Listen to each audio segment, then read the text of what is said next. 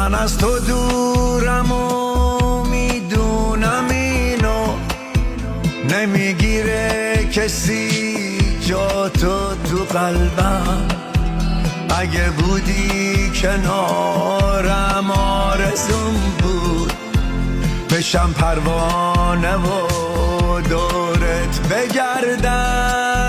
میخونم هرگز از یادم نمیری، زدی توی وجودم برگ و ریشه.